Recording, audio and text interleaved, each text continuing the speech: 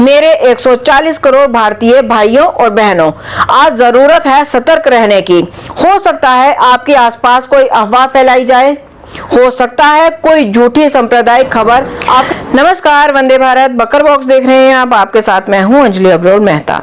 भारत एक ऐसा नाम जिसे सुनकर दुनिया झुकती है, एक ऐसा देश जिसने कभी किसी को गुलाम नहीं बनाया, लेकिन हर बार खुद को आजाद करवाने के लिए लड़ता रहा। आज हम चौथी सबसे बड़ी अर्थव्यवस्था है, स्पेस में दुनिया से आगे बढ़ रहे हैं, टेक्नोलॉजी में अमेरिका चीन तक को चुनौती दे रहे हैं। लेकिन क्या आपने गौर किया, जैसे जैसे भारत आगे बढ़ता है वैसे वैसे हमारे आसपास की दुनिया में उथल पुथल मचती है। ये महज इत्तेफाक नहीं है, ये वही खेल है जो बरसों से चलता है। श्रीलंका, नेपाल, पाकिस्तान, इराक, ईरान, अफगानिस्तान, जहां जहां किसी देश ने अमेरिका को आंखों में आंखें डालकर जवाब देने की हिम्मत की, वहां वहां तबाही की लपटें भड़क उठी।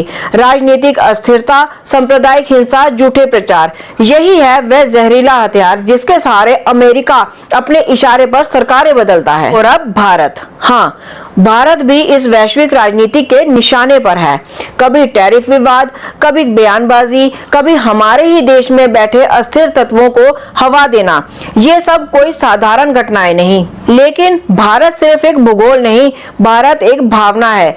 भारत वह भूमि है जहां शहीद भगत सिंह ने हंसते हंसते फांसी को गले लगाया। भारत वह देश है जिसने महात्मा गांधी के सत्याग्रह से साम्राज्यवाद को घुटनों पर ला दिया। भारत वह शक्ति है जो जब जागता है तो पूरी दुनिया की नींद हराम कर देता है। आज सवाल ये नहीं कि अमेरिका क्या कर रहा है, सवाल ये है कि हम भारतवासी क्या कर रहे हैं। क्या हम आपसी झगड़े में फंसकर दुश्मनों का खेल खेल रहे हैं, या फिर एकजुट होकर इस देश को और मजबूत बना रहे हैं। याद रखिए, भारत को तोड़ने की साजिशें नई नहीं है, लेकिन भारत की ताकत ने भी कभी हार नहीं मानी। दुनिया का कोई कोतवाल भारत को दबा नहीं सकता, क्योंकि भारत का कोतवाल खुद उसकी 140 करोड़ जनता है। मेरे 140 करोड़ भारतीय भाइयों और बहनों, आज जरूरत है सतर्क रहने की।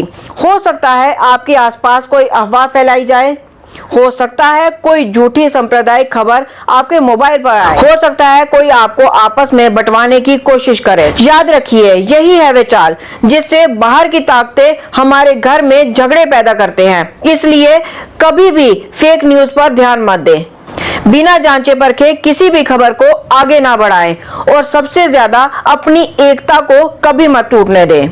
भारत की असली ताकत उसकी सेना या उसकी अर्थव्यवस्था नहीं, बल्कि उसकी 140 करोड़ जनता की जागरूकता और एकजुटता है। सावधान रहे, एकजुट रहे